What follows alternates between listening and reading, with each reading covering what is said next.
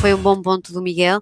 E a questão do start small, não é? Tipo, começar pequeno, começar por perceber o que é que podemos, em que é que podemos utilizar, fazer pequenos pilotos. Eu acho que isto é extremamente importante para depois percebermos o valor e o retorno, não é? Como estávamos a falar e que o Miguel aprofundou também no output, que eu acho que foi interessante.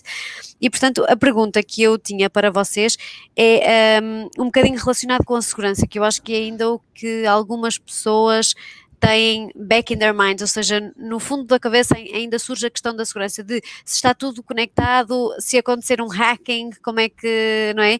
Como é que eu lido com isso? É possível, não é possível? Como é que funciona esta questão da segurança?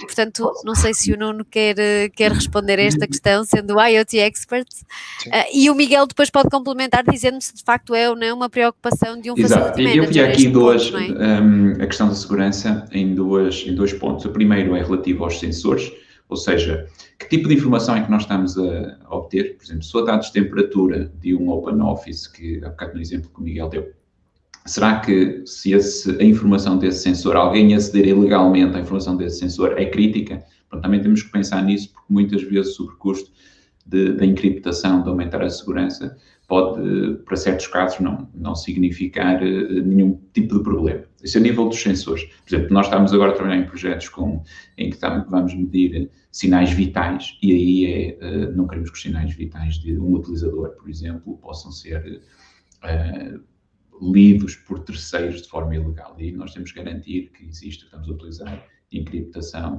que os dados não ficam acessíveis. Depois também existem outros componentes do IoT, que é as gateways, ou aqueles dispositivos que são mais inteligentes que os sensores, normalmente microcomputadores, e esses sim podem ser vetores de ataque para a entrada numa rede.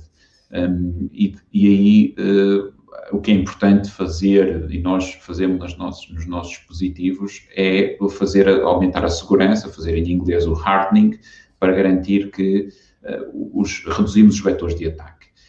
Muitas vezes trabalhamos com os departamentos de informática respectivos para criar redes separadas, para que no fundo possamos, por exemplo, também criar redes separadas de forma a que os dispositivos da IoT não estejam em contacto direto com outros, com computadores, por exemplo, na rede cliente. Isso é uma boa prática. Se cria-se uma VLAN, uma Virtual LAN específica para esses sensores, e depois muitas vezes há clientes mais exigentes que não querem sequer que os dispositivos estejam ligados na sua rede, e aí utilizamos 3G, ou utilizamos outro tipo de tecnologia para enviar os dados para a cloud, de forma a evitar que estejam todos na mesma rede, ou que estejam sob o domínio da rede do cliente, se assim for.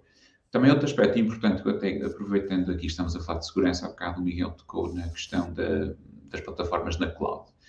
É importante, consoante o que cada cliente possa perceber também, no fundo, se os dados estarem na cloud, são dados críticos, qual é estamos a falar aqui do impacto no negócio, estamos a falar, por exemplo, de uma linha de produção em que conseguimos perceber, por exemplo, qual é o output dessa linha.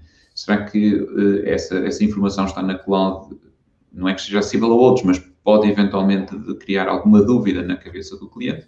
Aí o que nós podemos fazer, em casos que justifiquem, é fazer instalações on-premises para garantir que os dados ficam no domínio do cliente e não há propriamente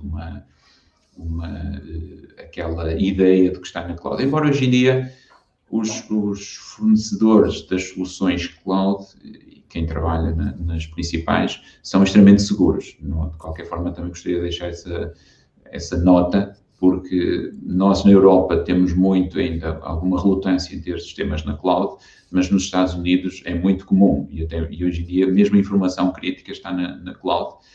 Naturalmente que nós, fornecedores, temos que garantir que essas instâncias estão seguras e que não há e que minimizamos os vetores de ataque, como disse. Esse é de facto uma questão importante, não há dúvida nenhuma sobre isso. Nós, na nossa organização, obviamente que é algo que damos muito, muito valor e tem um peso brutal.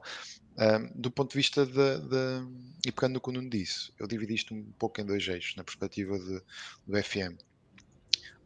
É o eixo relativamente à forma como nós, perante a estratégia que montamos, criamos uma matriz de risco e percebemos que determinada informação tem um nível de risco e outra, que eventualmente será aquela que nós vamos ter em maior quantidade, tem um risco baixo para a organização, e essa eventualmente pode estar na cloud e pode nos fazer começar logo num determinado projeto e implementá-lo rapidamente, de uma forma muito, muito ágil, né? E depois tratar e perceber de que forma é que vamos usar ou montar essa segunda fase numa situação em que tenha de estar na cloud, ou essa base de dados tenha de estar dentro da infraestrutura da empresa.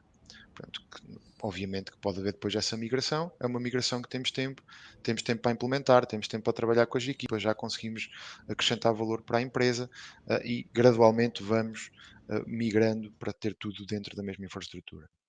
Depois, operacionalmente, eu diria que há sistemas que devem estar hum, logo à partida numa rede de Wi-Fi segregada da rede de Wi-Fi dos colaboradores da organização, por uma questão de princípio, portanto, por uma questão de princípio, e depois os sistemas também serem agregados dessa forma. Portanto, intrusão, detecção de incêndio, sistema de controle de acessos, CCTVs, claramente são sistemas que, na minha opinião, devem estar agregados, mais uma vez, por princípio, de uma forma segregada, numa infraestrutura, e depois tudo o que estamos a falar, de temperatura, utilização, ocupação, portanto, toda essa parte mais relativamente ao detalhe do ambiente do workplace, de uma forma assente ou numa cloud ou numa estrutura diferente da primeira, por uma questão de segurança teórica, se quisermos assim, de princípio,